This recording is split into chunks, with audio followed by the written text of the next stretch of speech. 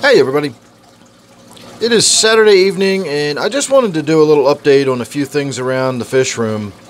So first of all, if you watched my video the other day, you'll know that I had really run the temperature in my T-bar tank up to almost 90 degrees, and I really do believe that was my mistake. I don't think there's anything wrong with the heater, but I'm still a little puzzled by that. We'll talk more about that in a later video. I just wanted to update you on this one to let you know the temperature has come back down to normal. It's where I expected it to be. When I checked this morning when I got up, the temperature was down to 79.2 degrees, and that's just perfect. I like my tanks to sit below 80 degrees, but above that 76 or 77 mark, somewhere, in there. So we're down where we should be. Again, not really sure how I didn't notice that it was so high.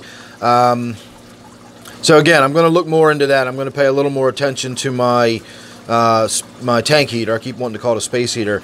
I haven't been down here very much today. I've had kind of a frustrating day, and that's why we're doing just this sort of mishmash update video rather than any one thing specific. I actually had big plans down here this morning. I've got some new lights, and I was going to start working on my waterfall. I'm going to readjust the lighting and do some fun stuff on that, but I noticed the carpet around the side and back was all wet, and upon closer inspection, I found out that I have, once again, a leak coming from somewhere in my waterfall, and I really, on this time, I have no clue where to start. So, got the lights turned off here so we can not see the glare in other videos. I mean, in my other tanks. So, I'm probably going to have to start by disassembling that. Starting to pull all that stuff out. Especially down here on the lower levels. I've got to get all that moss and all that woodwork, all those rocks, all those plants, all that stuff out of there, and see if I can't figure out where I'm getting a leak. I mean, that's all I can say about this. Like I said, I'm really frustrated. I was really looking forward to coming down here and enjoying the day of messing around with lighting on this, and instead I've been putting off the nightmare of having to tear all this down and get started on trying to figure out where it's leaking. So we're just going to turn that light back off because I don't even want to think about that anymore. And we're going to move on to my Gourami tank. We're doing some work in here, just doing a little basic cleanup with my ChemiClean. I do this every so often. That's not really what this update's going to be about. I did want to mention, however, that I had a sick Gourami in this tank. It was my male honey Gourami, and it had some weird growth around its eye or some sort of lesion around its eye. I did move that to the quarantine tank. I salted the tank, and the next day the lesion was so bad it was lying on the bottom. It was still alive, but barely, so I did wind up euthanizing it. And not to put too fine a point on it, when I smacked the fish down into the toilet, I smacked it onto the porcelain to kill it really quickly. It's the blunt force method of euthanization, and its head more or less burst. So whatever infection or cancer or whatever was going on in there, its head was full of it. And so there was no chance that the fish was going to survive. Ironically, about 15 minutes after I did the deed and wound up flushing the fish and everything, I got a notification from Amazon saying my General Cure had shipped, and it was out for delivery and was going to be arriving that day. So I now have some General Cure should I need it again, but we no longer have that male honey Gourami as I kind of expected. Again, I didn't really think that was going to last. And on a final note, I will say that I was just in the other room.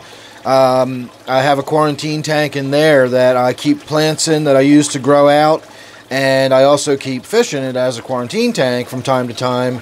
And right now we've got the one sculpin in there that is supposed to be going in my waterfall tank if we can ever get that tank sorted out. And when I was looking in there, I noticed what looked like a second fish nearby. And upon closer inspection, it sure enough was. So when I got the fish out of there before, I said I only had the one sculpin left and the one crayfish left. I used to have 2 and 2. And I thought that one of the sculpins had died, and I know one of the crayfish had died. In fact, we've got it right there. So Apparently, the tank had so much debris and mulm and stuff in the bottom of it when I was trying to collect them out before, that mottled sculpins camouflage really worked. And I was totally unable to spot it. And all the time I looked in that tank, I never saw that it was still in there. So we've got 2 of those mottled sculpins that are still in my quarantine tank and are eventually going to make their way into my waterfall tank. I don't know if you've noticed them or not, but my whiptail catfish has been hanging on the glass up here in the corner. I've also noticed my rubber lip has been on the back glass, cleaning it up a little more today. So I'm thinking maybe I'm killing off some of the undesirable stuff, and hopefully those algae-eating fish in there are going to start working on getting the tank cleaned up a little more. I will also point out that when I went into my little quarantine tank here to get the dying... Oh, look, there's one of them now. To get the dying gourami out, I noticed that I still have both of my little coolie loaches in there. So not only are they still alive, but they survived the salting of the tank. So after I removed the dead fish, I went ahead and pulled the coolie loaches. I went ahead and did a water change. And ever since then, I've been seeing the coolie loaches being a little more active again. So this is basically all they do. Whenever I do see the coolie loaches, they just sort of dart around like their hair's on fire, or they bury themselves in the substrate completely and I don't see them at all. So not really digging the coolie loaches. I've kind of said it before. This is another one I kind of bought on a spur of the moment. And I guess one day I'll get around to trying to collect them and catch them. They were meant to go in my gourami tank with my other loaches, but they never made it in there. Just because they're really, really difficult to catch. They burrow down into the substrate, and you've literally got to figure out where they are under the substrate and sort of scoop up the gravel and the fish without injuring them. I suppose I could put a fish trap in there or something. Again, I don't really care all that much about them. They just hide, or they freak out and dash and dart around the tank. So there's both of them there. You can see the one that's moving, and then the other one is lying in the back right underneath of the heater.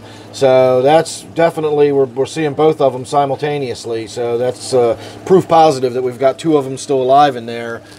I also did a big water change on my little 20-gallon angelfish tank here, and the way I had the tank set up, there was so much mulm and nastiness just sort of trapped on the bottom because of the limited water flow in this tank. All I have is the one hang on the back filter, and this is sized for a 20-gallon tank. So, you know, it's bare minimum water movement around this tank, and then when you've got all this stuff going on the bottom, you know, it probably wouldn't hurt me to have a little 250-gallon-per-hour power head on the bottom there spraying around or something. Look, you can see my black nerites, or my black mystery snail cruising up on the piece of wood. So I moved the wood around. You can see that the woodwork is a little more prominent. I'm not sure if I like it. You can kind of see those cut ends, and it looks a little bit unnatural, but it's not bad. You can actually see it now. But I'm a little concerned because the tank looks a little cloudy, and I don't really know why. I didn't do anything that would have disturbed the nitrogen cycle. It's possible that it's just suspended debris, and the poor filtration on this tank really just hasn't removed it. But I don't get that impression. I don't get the feeling that that's just suspended debris. I get the impression that that is a little bit of cloudiness developing in the tank. So in a little while, I'm going to be checking this tank for nitrite and ammonia just to be on the safe side. It's probably fine. I can't imagine the nitrogen cycle was disrupted in any way, but it never hurts to just spend a couple minutes checking to be sure. So that's about all I can think of as far as what's going on in the fish room. I guess we can have a quick look at Butterbean here, see if he wants to come out and say hello. Where is he? There he is. So it's only about 5:30 in the evening. I do have company coming over again this evening, and I just really don't know how my evening's going to pan out. Finding that leak in my waterfall is just really disheartening. Again, I'm just really kind of frustrated. I haven't really been in here at all today just because of that. I just don't want to, you know, if I come in here and do anything, I feel like, you know, instead of messing around with the lighting on that tank, I've got it's dripping water in the back. I've literally got a bucket back there collecting the water that's dripping. And what's the point in messing around with the lighting when that's what needs to be taken care of? And I really just am not up for starting to disassemble that waterfall right now. So fortunately, it's a tiny little leak. It is dripping. It is leaking. It does need to be addressed, but I'm not in any panic to do it. Worst case scenario, I can simply disconnect the hose from the waterfall, and that will allow the circulation pump to keep moving the water around the tank. It just won't be flowing down the waterfall, and the plants and everything won't be getting fresh water, you know, over them. But that's no big deal. In fact, when I go to bed tonight, I probably will just go ahead and disconnect that hose just to be on the safe side. If it's leaking somewhere and it wasn't before, that means that leak started at some point, and if it started at some point, it can continue to get bigger at some point. So again, not really sure what's going on with that, but we're going to probably go ahead and just shut the whole thing down before we go to bed tonight. So let me leave you with one final look here. And I will say, if you've stuck with this video this long, I'm also planning on doing a video where I talk about color rendering, because this is a really, really high quality LED that I have on this tank.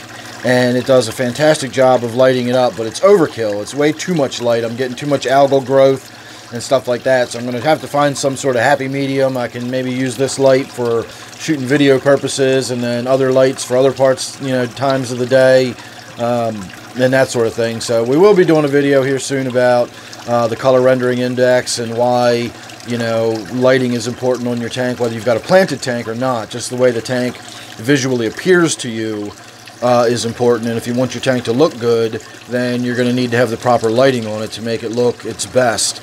And finally, I will say my little hosta that was buried in the soil down there popped up, so we've actually got a hosta starting to develop. And again, I don't even want to think about all the new growth I've got going on in here. I've got a bulb that I planted in there. A bulb is starting to come up, and that's going to have to get upturned, and, you know, again, I don't even want to think about it. So on that note, I'm going to say goodbye, because I'm not going to think about it anymore. I'm going to stop this video and walk out of the room. So make sure you subscribe. We will get to this. We will get to the other lighting video and everything. So if you're subscribed, you won't miss any of that. So thanks again for watching, everybody. Hope you enjoyed it, and I will see you real soon on the next one.